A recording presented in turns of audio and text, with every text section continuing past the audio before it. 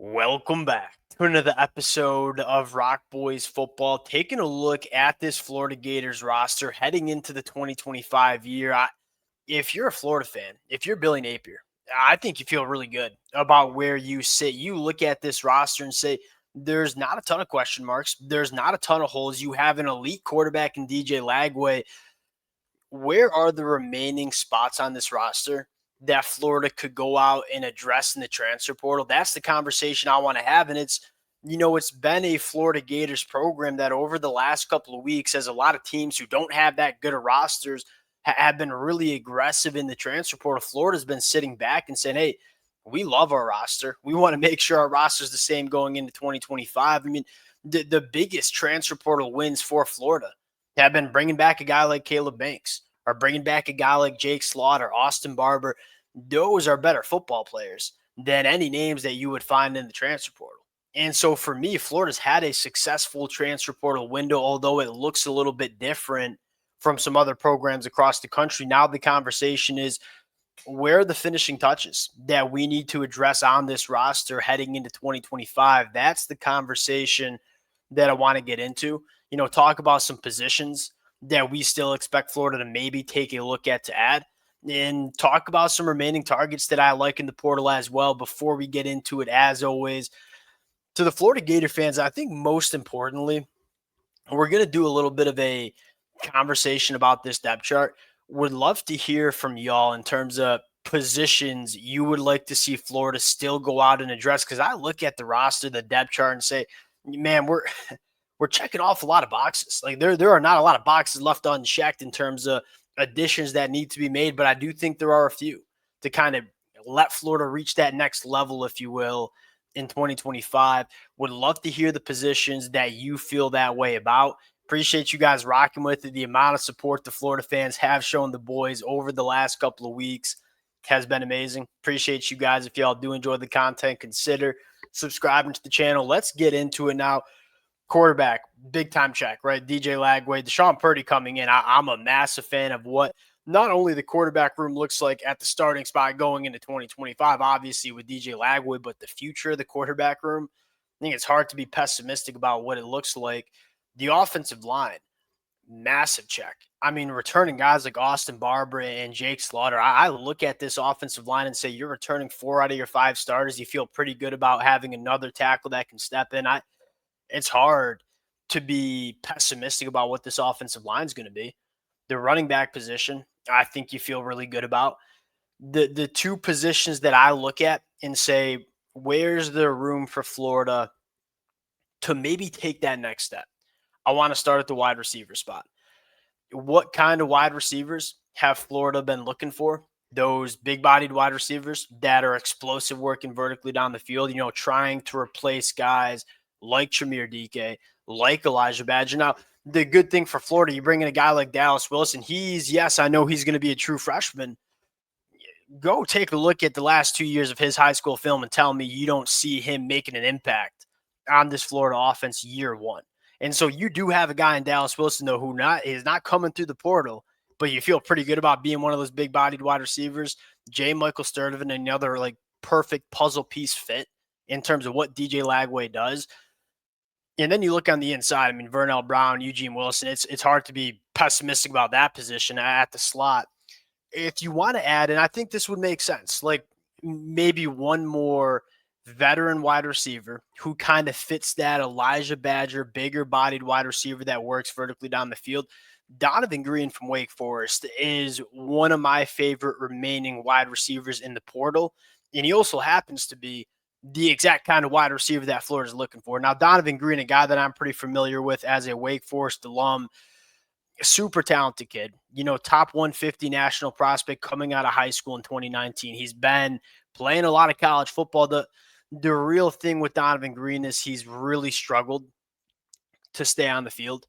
A lot of injuries over the last couple of years. That's why he has eligibility in 2025. But when he's been healthy, 102 catches, 1,800 yards, 13 touchdowns, averaging nearly 19 yards per catch. That what we just described is exactly what Florida's looking for. He's a big body that's extremely, extremely twitchy, working vertically down the field. And his ability at the catch point is, in my opinion, one of the best in the transfer portal. And so he's the ideal wide receiver. And it does kind of remind you of the conversation we had about Elijah Badger 8 months ago when he was coming to Florida in the portal as well. And that was, there are some injury red flags, but we know he can play some really good football. Take a shot at Donovan. If Donovan Green does not work out, you have wide receivers that you feel good about. But if Donovan Green does work out and he stays healthy for 12 plus games, I think this is a truly difference maker at wide receiver. I would take a flyer on him. And, I think Florida passed on Jonte Cook because it wasn't really the kind of wide receiver Florida was looking for. Donovan Green, although there are some question marks about the health, is the exact kind of wide receiver that you want to give to DJ Lagway in this offense. I would love to see. And he just hit the transfer portal, so it's hard to get a feel for what programs are going after him. As a Michigan fan, I would love to see him come to Ann Arbor as well. This is, to me, one of the better wide receivers that's still available. I really disagree with the 24/7 Sports eval on Donovan Green as a portal prospect. They ain't 80 better wide receivers that are in the transfer portal. Now, another position that I've been pretty vocal, I think could improve is the tight end spot. That's not me saying Amir Jackson can't be a guy in Florida for Florida in 2025, but you look at Florida, how much 12 personnel they like to run, how much they like to use their tight ends. To me, it makes too much sense. And I get it's a tough offense for tight ends to come in immediately and kind of figure it out. I totally get that, but I do think that from a difference maker standpoint, I just don't know if the tight ends on this roster are necessarily injecting fear into the opposing defense. I think they're solid. I don't think they're true difference makers.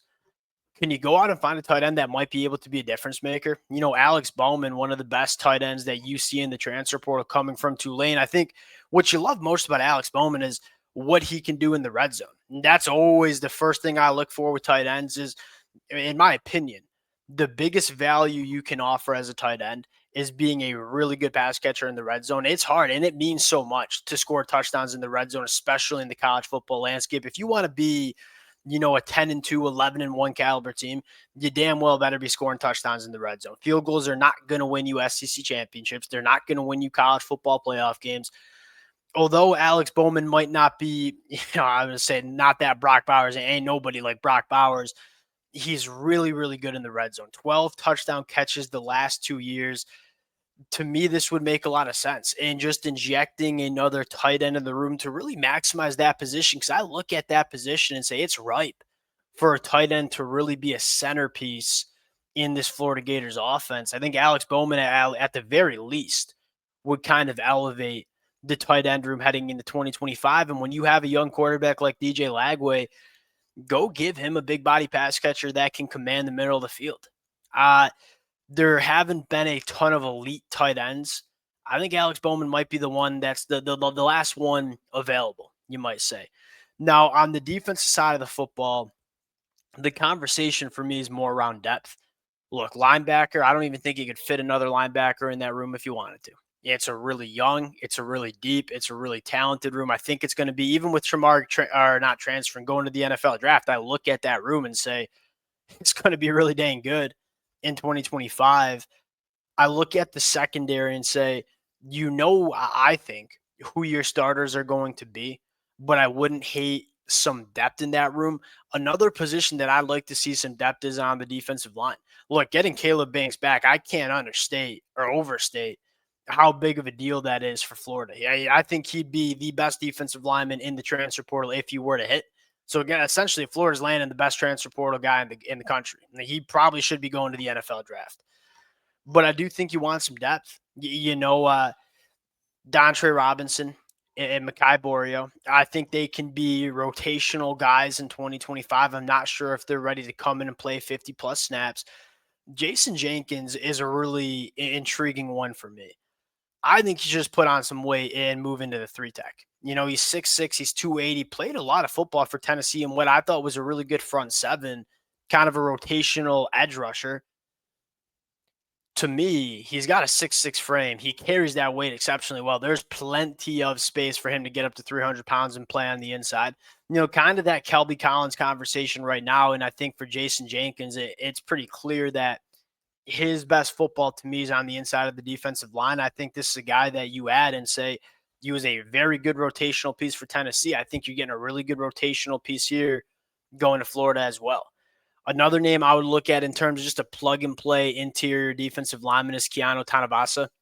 Played a lot of football, 19 starts at Utah with a really good front seven, very good against the run, can be disruptive in the pass rush as well. To me, these moves, uh, it's kind of about maximizing Caleb Banks. Look, if we want to maximize Caleb Banks, playing him 60 plus snaps a game is probably not what you want to do. You want to probably have that number be around 45 to 50 and kind of keep him fresh for 4 quarters. In order to do that, you need depth. You need guys that the level doesn't drop extremely off when Caleb Banks comes off the football field. And again, this is not a knock on Dontre Robinson and Mekhi, who I think can take big time steps going into year 2. I wouldn't mind a couple more proven commodities on the inside of the defensive line. I always say it's important to have star talent, and which I think Florida has, especially with a guy like Caleb Banks, but it's just as important to have depth.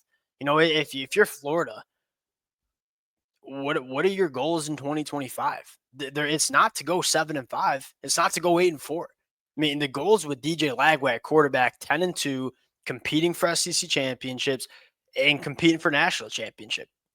I think they are building the roster to do so, but you got to make sure you're deep if you want to be playing your best football in the months of November and December. Keanu Tanavoso, I think, would do that for Florida as well. Look, there's a reason that Florida has not been that aggressive in the portal because they really haven't had to. They made sure we're retaining our roster from, well, make no mistake about it, Florida in the back half of 2024 looked to be one of the more dangerous teams in the country. If we can keep this roster together, a lot of young guys who are just getting better at football, we're going to be a good team in 2025. They've done that. Now it's about filling in the cracks, kind of putting the cherry on top of the sundae. I think these are the positions and kind of players that I think would be the cherry on top. I would love to hear from y'all in the comment section. Appreciate you guys rocking with it. If y'all do enjoy the content, consider subscribing to the channel, and we'll talk to y'all later.